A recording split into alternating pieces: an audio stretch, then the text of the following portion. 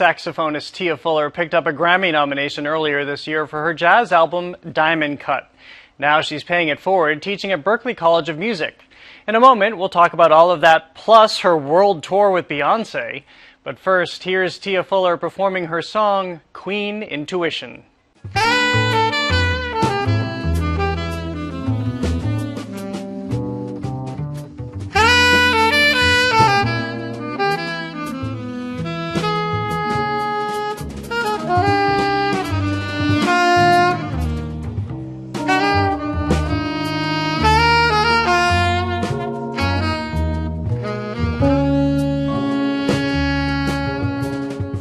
Tia Fuller, thank you so much for joining us. Thank you for having me. So great to listen to you.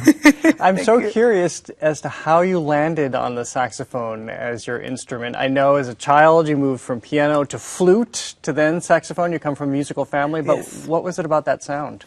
Well, I remember the first time my grandfather had brought me a saxophone from the basement of his house. And at the time I was playing flute and started off on piano at 3. And first off, because my parents are musicians, my sister started playing some gigs with them. She's older than I, and I kind of felt left out. I was like, man, I want to play with the family band. But the connection happened when the saxophone was brought, and I played a low B flat. And I don't want to date myself, but that's when that song, the Beastie Boys song, Brass Monkey, where I was like, I remember it reverberating throughout the house, and I felt so powerful. Well, now that you've gone from the Beastie Boys to jazz, yeah, exactly. How do you characterize for people who aren't as familiar? How do you describe the sound and what it just means to you today? Oh goodness. To me, I mean, I think playing in general, especially jazz, but any genre, there's a certain level of liberation and freedom. One of my goals, especially now with my recent release, is really being able to reflect light throughout your life and honoring those who have poured the light into us, but also giving back and recognizing that it becomes a cyclic effect of reflecting light and love. Well, light plays into the title of your most recent album, Diamond Cut, yes, in which you have inspired a lot of people. You've been able to talk about it so much, especially with a Grammy nomination. Congratulations. Thank you. But what is the metaphor in the title of Diamond Cut? Yes. So while I was writing for the album, I was really, I was going through a lot of transitions in my life, and outside of the fact that I do like bling. I love the nails. Thank you. The term diamond cut doesn't pertain to shining. I know a lot of people think diamonds shine, but in actuality, diamonds reflect. And the more I thought about it in conjunction with my life and what I've been doing, I have been poured into so much from mentors and my parents and friends. And that is light. And now that I'm able to give that back and reflect that light upon students at Berklee College of Music and hopefully beyond, like on the stage.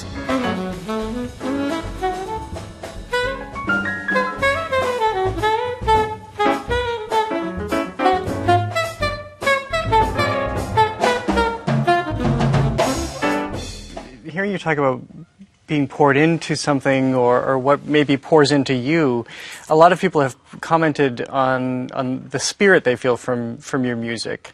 And I wonder what your creative process is, how you feel that coming into you and how you create. So usually my process isn't the same. I kind of just follow the spirit of whatever the spirit is giving me and just kind of going with that. And many times, like going to check out music or going to the art museum. I just took my niece and nephew to the Wax Museum in New York, and those experiences inspire me. And I'm like, wow, okay, there's a song here that can kind of correlate with this. Something visually. Experience. Yeah. Oh, definitely visually, audibly, and then life. I think all of my albums have been very characteristic of what I've been going through in life. And to me, that's the most honest way to write, whatever process that is. But I do recognize that I'm a conduit. I'm trying to be a vessel for it to flow through. So however it comes, just come. Can we talk about Beyoncé for a moment? Sure. You toured with Beyoncé, and we'll get to the moment where you didn't tour with Beyoncé in a minute. But what was it like to be with her? What did you take from her? Because she's obviously an artist, but she's also somebody who has been extraordinarily successful, and you can't be without just being brilliant, obviously. So what did you glean from that experience? Oh, my goodness. I think excellence. And what excellence feels like on a daily basis. We would be in rehearsals for like 10 to 12 hours a day with the band and then the dancers, the lighting crew. And she would literally come into our band rehearsals for 8 hours and sit on a stool and not move. And I mean, she would be there really focusing on creating the show. And just seeing the integrity that she has behind her creativity and how she always turns no's into yeses, like having a very clear, crystallized vision of how she wants her show to be.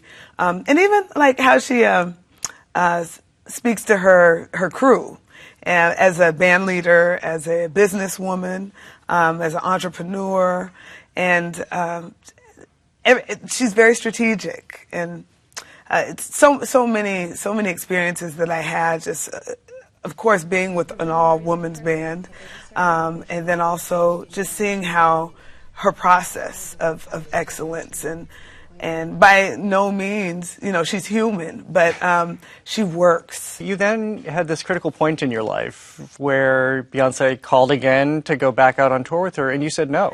Yeah, when we took the time off, this was after the 4 years I was with her, and she had called back. During that interim, I just went full-fledged into playing with my band, and I was working a lot, I was touring a lot, and then I was doing a lot of master classes and clinics at different colleges and universities. So I literally couldn't, I couldn't make her gigs. It was between Beyoncé or teaching at Berklee. And I remember praying while I was on tour with Beyoncé, and I was like, this is a beautiful opportunity, but I'd love to be able to bring this back to a school, college. So everything was working in light of that. And after I let go of the emotional connection and, the artificial connection that sometimes arise when you have a large gig like that, I was like, my purpose really is to take this experience and then move on and keep it going. We Have a Voice, this initiative that you've started that's really reacquainting people with the fact that jazz, despite popular belief, hasn't always been dominated and created by men. Yes. How much have you been able to shift that conversation, especially in the light of the Me Too movement? I'm a part of a group of 14 women in the performing arts, and we're a collective, and we're all volunteer-based. And basically, we've all collectively created this code of conduct that basically is talking about equity in the arts and the performing arts and how to create more of an equal playing field. This code of conduct basically is a template of accountability for all of us to hold ourselves to. And it's really a rubric for young women if they feel like they're experiencing sexism, and not even young women, but men as well, because many of the vocations out there in the performing arts and beyond are dominated by men. But a lot of the building blocks have been built by women, and unfortunately, especially in jazz, the his story books is his story.